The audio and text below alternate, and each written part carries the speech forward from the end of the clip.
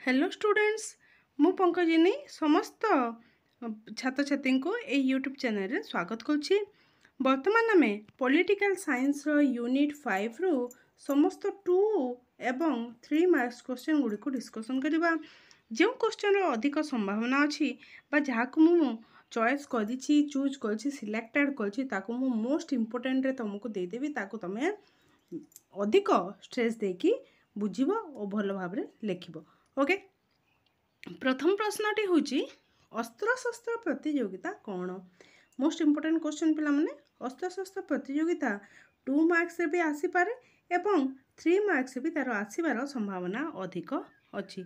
तो 2 मार्क्स आम कौन लिखा जे जेते बेले 2 बा ताठारु अधिक देश मध्य सामरिक प्रस्तुति को नहीं सामरिक अर्थात आर्मी क्षेत्र में तार प्रस्तुति को नहीं जेते बेले प्रतियोगिता होची ताहाकू अस्त्र शस्त्र प्रतियोगिता कहा जाए एवं एहा कोन एहा सारा विश्व रे निरापत्ता को विपन्न करिछि। नेक्स्ट क्वेश्चन, अस्त्र शस्त्र प्रतियोगिता रे कोन सब शामिल होइथाय क्यों क्यों क्षेत्र रे एही अस्त्र शस्त्र प्रतियोगिता होची? एथिरे विज्ञान और वैषयिक ज्ञान रो प्रयोग होची। नूतन अस्त्र शस्त्र निर्माण किए केउं देश केते नूतन अस्त्र शस्त्र निर्माण करुछि, गण विध्वंसी क्षेपणास्त्र परीक्षा अर्थात परमाणु बोमा परीक्षा, पारंपरिक युद्धास्त्र प्रस्तुति, अत्याधुनिक गुइंदा संस्था। ओके, ये सबू ए अस्त्र शस्त्र प्रतियोगिता सामिल होइथान्ते एवं यह काहेकि करायाउछि? अस्त्र शस्त्र प्रतियोगितार तार गुरुत्व रही सैन्य बाहिनी को गोटे देश निज सैन्य बाहिनी को यह द्वारा शक्तिशाली कर सक्षम होता है तथा शत्रु राष्ट्र मानू आह्वान दे अस्त्र शस्त्र प्रतियोगिता चली थाए। ओके, नेक्स्ट क्वेश्चन रोची रेड क्वीन प्रभाव कौन? मोस्ट इम्पोर्टेंट क्वेश्चन पिला माने most important question, red queen प्रभाव कौन? जिते बले युद्धास्त्र परीक्षा होची बा अस्त्र शस्त्र प्रतियोगिता होची तार रेजल्ट कौन हम? जेकोसी गोटे राष्ट्र निश्चित भाव में फास्ट हम ना ना जो प्रतियोगिता होची कंपटीशन होची किए फास्ट होची किए लास्ट होची, किंतु जो फास्ट हेबार प्रक्रिया अच्छी गोटे देश निजे फास्ट हेबाई केते जे परीक्षा करिवो केते जे अस्त्र शस्त्र प्रयोग करिवो ताकू बाधा प्राप्त करिबा पाई ताकू बाधा प्राप्त करिबा पाई कौन रही रेड क्वीन प्रभाव रही बा रेड क्वीन रही कौन रही टिके देखि देख गोटे राष्ट्र अस्त्र शस्त्र निर्माण में समसामयिक भाव आगुआ हो पारे किंतु मात्र केही जययुक्त होती नहीं। अन्य राष्ट्र सामरिक शक्ति को टपी आग को जीवार निशा विकास प्रक्रिया को बाधा प्राप्त करता है। लाइन टी को मन रख, अन्य राष्ट्र सामरिक शक्ति को टपी गोटे राष्ट्र जदि फास्ट होती टपीबा कौन हम निशा विकास प्रक्रिया आरंभ हम किंतु यह को बाधा प्राप्त करुच्ची किए करुच्ची रेड क्वीन प्रभाव बाधा प्राप्त करुच्ची ही रेड क्वीन प्रभाव कहा जाउची। बुझीला पिला माने देन शीतल युद्ध कौन? शीतल युद्ध क्या क्या मध्य होता? शीतल युद्ध एवं यहाँ को कहीं शीतल युद्ध बोली कहगला मोस्ट इम्पोर्टेंट क्वेश्चन पिला माने शीतल युद्ध युक्तराष्ट्र अमेरिका एवं सोवियत रूस मध्य होता एवं यह द्वितीय विश्व युद्ध पर 1945 मसीह अमेरिका राष्ट्रपति ट्रूमैन को उक्ति को नहीं ट्रूमैन उक्ति देथिले से उक्ति को नहीं अमेरिका और रूसिया मध्य शत्रुता आरंभ होता। जो शत्रुता आरंभ है यह कौन से अस्त्र शस्त्र प्रयोग रे होइनी तो यह चुपचाप नीरव अदृश्य युद्ध भाव यह एक अदृश्य युद्ध एवं यहाँ को शीतल युद्ध कहगला। तो मोर क्वेश्चन होची सेकेंड वर्ल्ड वार केबे आरंभ है? 1939 रे एवं 1945 रे यह शेष होता। फर्स्ट वर्ल्ड वार केबे होता पिला माने 1914 रे आरंभ होता एवं 1918 रे यह शेष होता। यह को मन रखिबा कथा। ओके, नेक्स्ट प्रश्न रोची नेक्स्ट इम्पोर्टेंट क्वेश्चन रहिबो अस्त्र शस्त्र प्रतियोगितार की गुरुत्व रही? इम्पोर्टेंस कौन? अस्त्र शस्त्र प्रतियोगिता काहे की करा जाए? जातीय निरापत्ता पाई अस्त्र शस्त्र प्रतियोगिता करा जाए कारण अस्त्र शस्त्र प्रतियोगिता द्वारा कौन होची निजर सैन्य बाहिनी शक्तिशाली होता है एवं शत्रु राष्ट्र को आह्वान दि जाए बा शत्रु राष्ट्र କ'ଣ ଗୋଟିଏ ଦେଶରେ ଅସ୍ତ୍ରଶସ୍ତ୍ର ଯଦି ପ୍ରତିଯୋଗିତା ହେଉଛି ଏହା ତା'ର କେତେ ଯେ ଶକ୍ତିଶାଳୀ ସେ ଜଣାପଡ଼ିଯିବ। ତାହେଲେ ଶତ୍ରୁ ରାଷ୍ଟ୍ର ତାକୁ କ'ଣ ଶତ୍ରୁ ରାଷ୍ଟ୍ର ତାକୁ ଆକ୍ରମଣ କରିବା ପୂର୍ବରୁ ଥରଟି ଭାବିବ ଯେ ତା ପାଖରେ ତ ମୋ ଠାରୁ ଅଧିକ ଶକ୍ତି ଅଛି, ତାହେଲେ ମୁଁ ଯଦି ଯୁଦ୍ଧ କରିବି ନିଶ୍ଚିତ ହାରିବା ସୁନିଶ୍ଚିତ, ତାହେଲେ କାହିଁକି ବା ଯୁଦ୍ଧ କରିବା। ତ ଜାତୀୟ ନିରାପତ୍ତା ପାଇଁ ଏହି ଅସ୍ତ୍ରଶସ୍ତ୍ର ଆବଶ୍ୟକ। ଏହାଦ୍ୱାରା ଜାତୀୟ ସ୍ୱାର୍ଥ ସୁରକ୍ଷିତ ହୋଇଥାଏ। ଓକେ, ଏବଂ ଏହାର କୁପରିଣାମ ଗୁଡ଼ିକ କ'ଣ, ଏହା ମଧ୍ୟ ଇମ୍ପୋର୍ଟାଣ୍ଟ ପିଲାମାନେ। ଇମ୍ପୋର୍ଟାଣ୍ଟ, ମୋଷ୍ଟ ଇମ୍ପୋର୍ଟାଣ୍ଟ ମୁଁ ଦେଉନି, ମୋଷ୍ଟ ଇମ୍ପୋର୍ଟାଣ୍ଟ ଅସ୍ତ୍ରଶସ୍ତ୍ର ପ୍ରତିଯୋଗିତା, ରେଡ୍ କୁଇନ୍ ପ୍ରଭାବ, ଶୀତଳ ଯୁଦ୍ଧ। ଓକେ, ଅସ୍ତ୍ରଶସ୍ତ୍ର ପ୍ରତିଯୋଗିତା ଯୁଦ୍ଧ ସମ୍ଭାବନାକୁ ବୃଦ୍ଧି କରୁଛି। ବିକାଶଶୀଳ ରାଷ୍ଟ୍ରର ଏହାର ସାମାଜିକ ପ୍ରଭାବ ରହିଛି। ଯୁଦ୍ଧ ପିପାସୁ ରାଷ୍ଟ୍ରମାନେ ବିଶ୍ୱ ସମୁଦାୟ ଦ୍ୱାରା ଆଦୃତ ନୁହନ୍ତି।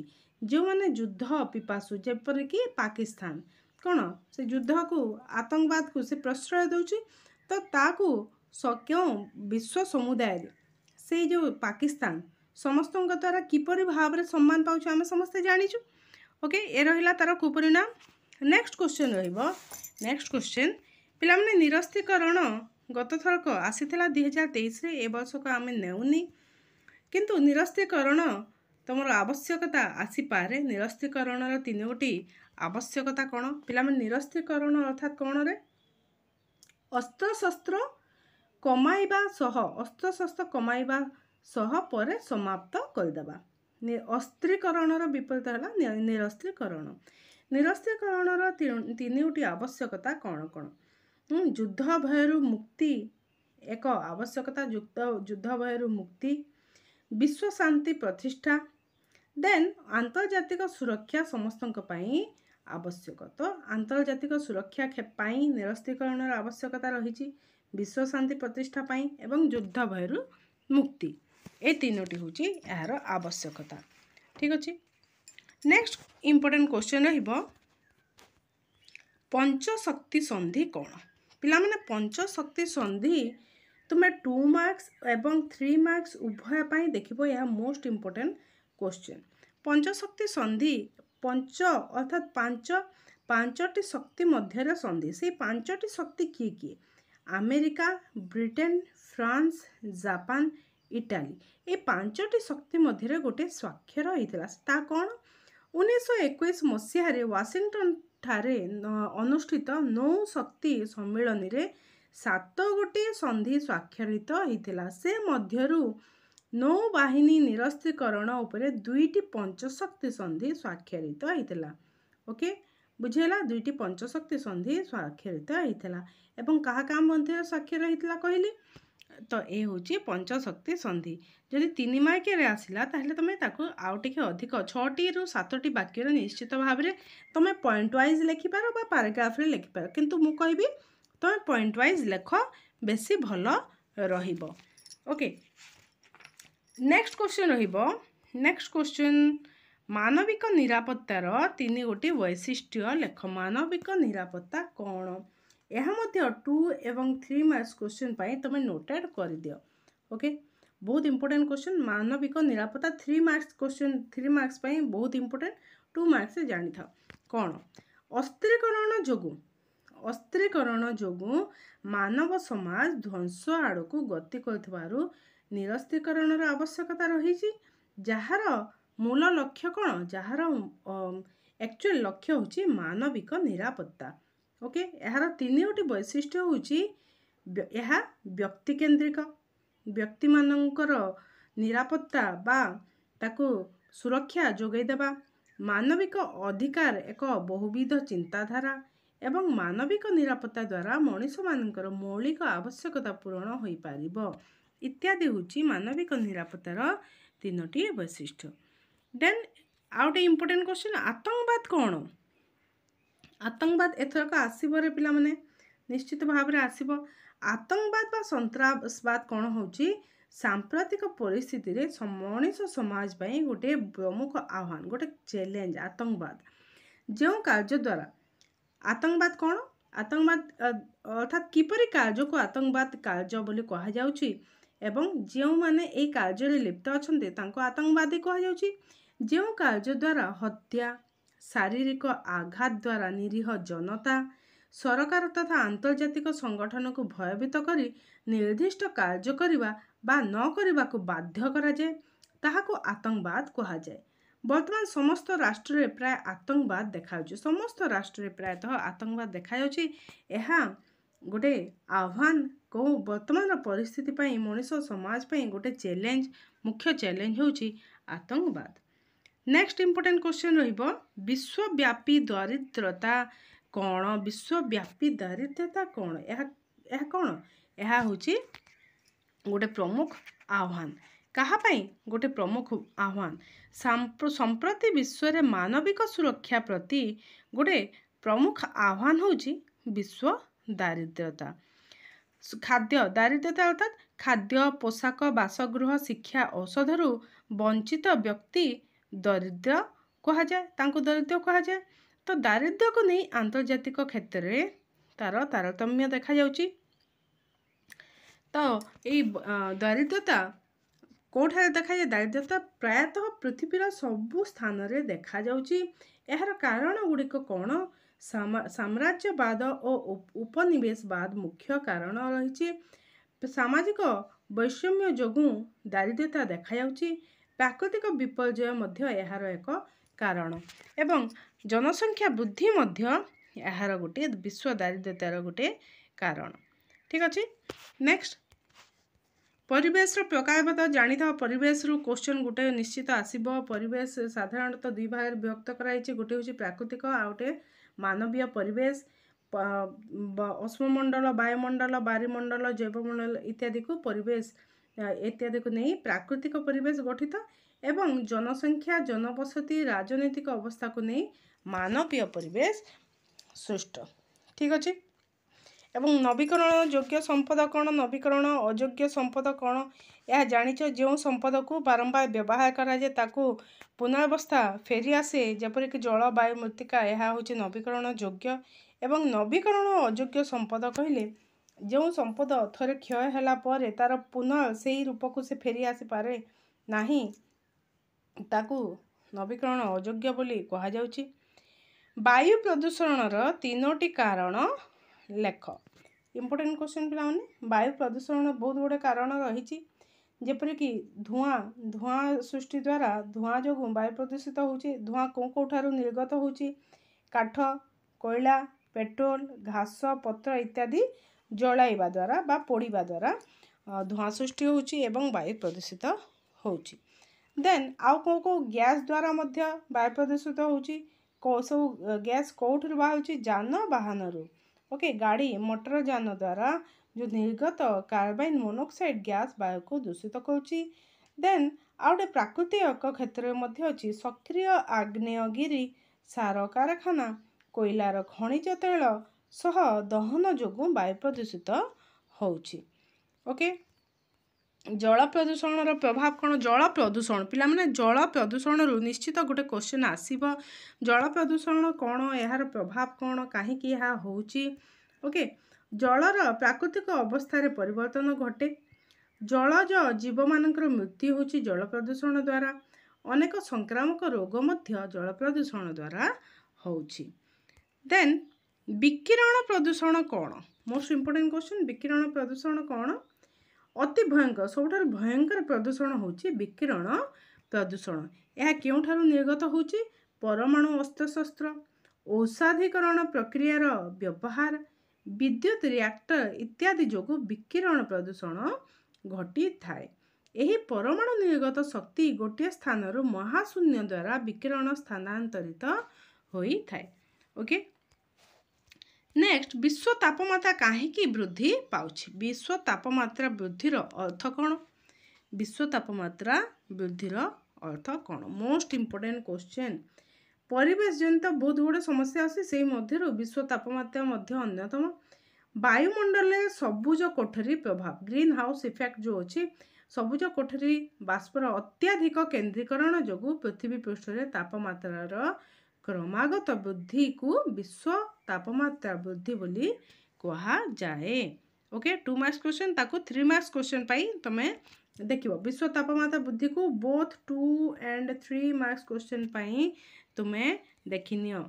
अम्ल वर्षा कौन से अम्ल वर्षा मोस्ट इम्पोर्टेंट क्वेश्चन यहाँ आसीबो देखिनिय या को जहाँ आसीबो कहूची तार इम्पोर्टेंस बेसी बढ़ी जाउची अर्थात जहाँ सब मोस्ट इम्पोर्टेंट कहूची सब गुड़ाक आसीबो ना सब गुड़ाक आसीबो यह कहूनी जहाँ सब सिलेक्टेड अच्छी से मध्यरु तमे निश्चित भाव रे पाइबो जेपरि कि अम्ल वर्षा कौन कौठारु विषाक्त बाष्प देख कौन कौन विषाक्त बाष्प मिसी अम्ल वर्षा सृष्टि करुछि तापज विद्युत केन्द्र कल कारखाना तैल विशोधनागार जानवाहन व्यवहार फल सल्फर वायुमंडल रे सल्फर डाइऑक्साइड और नाइट्रोजन ऑक्साइड इत्यादि कौन निर्गमन घटुची वायुमंडल यह मिशुची यही विषाक्त बाष्प कौन होची जलांश और वर्षा सह मिसी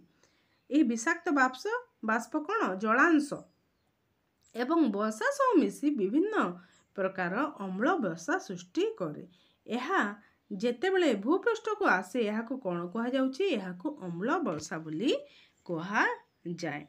ओके अस्त्र शस्त्र प्रतियोगिता आम देखीचे बहुत इंपोर्टेंट देन मानविक अधिकार कौन मानविक अधिकार गोटे इंपोर्टेंट क्वेश्चन अर्थात प्रत्येक व्यक्ति मर्यादा वृद्धि पाई मानविक अधिकार सहायक होची एवं यही मानविक अधिकार मनीष को मनीष भलिया बंचिबार सुजोग देउची।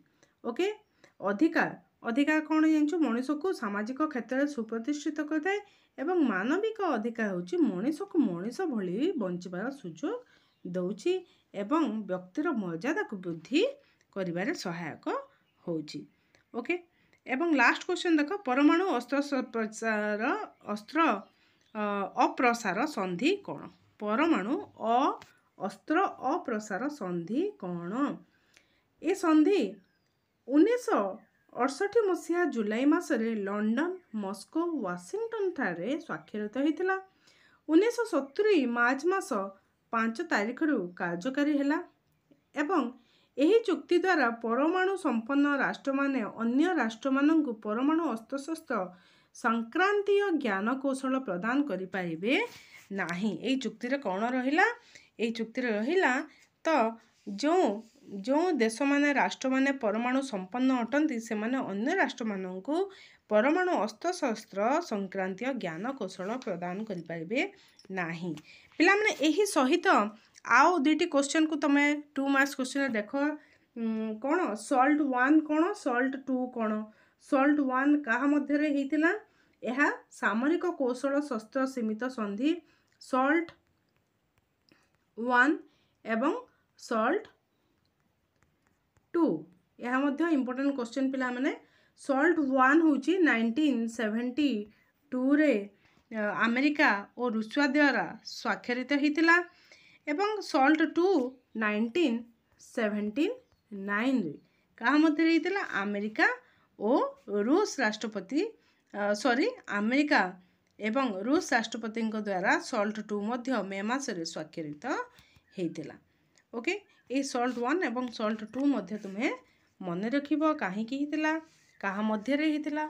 ओके ओ केबे हितला काहे की केबे ओ कहा मध्य रे हितला ताहले पिला माने ए क्वेश्चन गुड़ाक थिला तुमरा 2 मार्क्स एवं 3 मार्क्स क्वेश्चन 3 मार्क्स क्वेश्चन पाई आउ केतोटी मु सिलेक्ट करछि जहा होछि मानविक निरापत्ता विश्वव्यापी दारिद्र्यता परिवेश प्रदूषण कारण पंचशक्ति संधि अस्त्रशस्त्र प्रतियोगितार गुरुत्व जहाँ कि मु तुमको कही देछि ए सब गुड़ाक तमे देखि नब।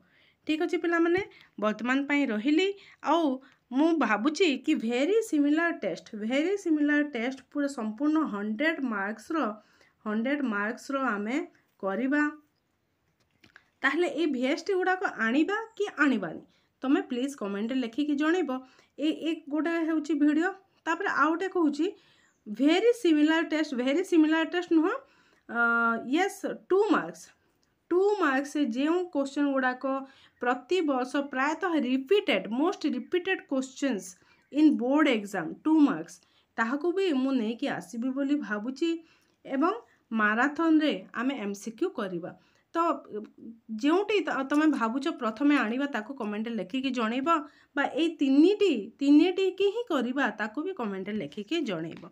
ओके पिला माने वर्तमान पई रहिली। धन्यवाद। जय माता दी।